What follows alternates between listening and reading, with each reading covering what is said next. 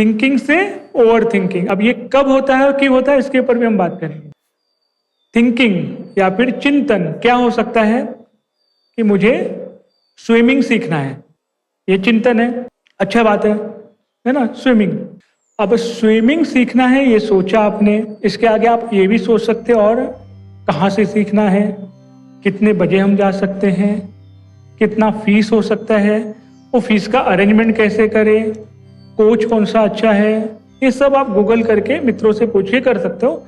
यहां तक क्या है चिंतन, यहां तक क्या है कॉन्टेम्पलेशन, यहां तक क्या है थिंकिंग। अब ओवर थिंकिंग या चिंता कब बन जाता है, जब आप सिर्फ चिंतन करते बैठते हो, जब आप सिर्फ थिंकिंग में रह जाते हो तो वो ओवर थिंकिंग बन जाता है। मतलब सोचा जो है उसका इम्प्लीमेंटेशन नहीं होगा। जब आप इम्प्लीमेंट नहीं करोगे तो वो चिंतन चिंता बन जाता है, वो थिंकिंग ओवर थिंकिंग बन जाता है ना। तो हमने क्या क्या सोचा, स्विमिंग ज्वाइन करना है, कहाँ ज्वाइन करना है, कितने बजे ज्वाइन करना है, कितना फीस होगा, है ना, कैसे फीस अरेंज करेंगे, कौन सा इंस्टीट्यूट होगा, यहां तक सही चिंतन है। अब ये चिंतन चिंता कैसे बनता है, अगर स्विमिंग पूल पे नहीं गए तो ये चिंतन यानी थिंकिंग ओवर थिंकिंग हो जाता है, चिंतन चिंता हो जाता है।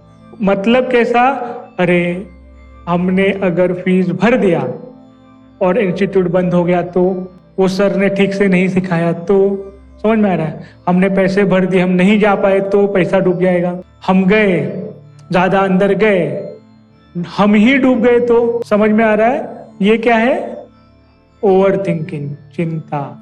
और ये कब होता है, जब आप यहीं बैठे हो स्विमिंग पूल पे नहीं गए हो, समझ में आ रहा है।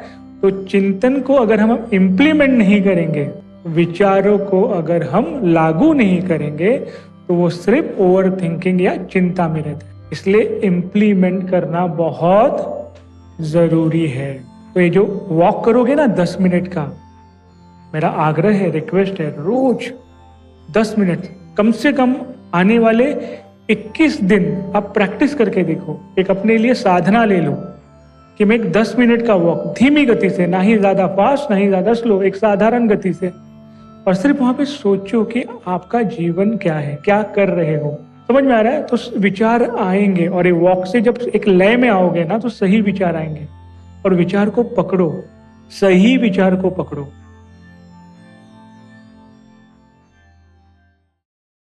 थिंकिंग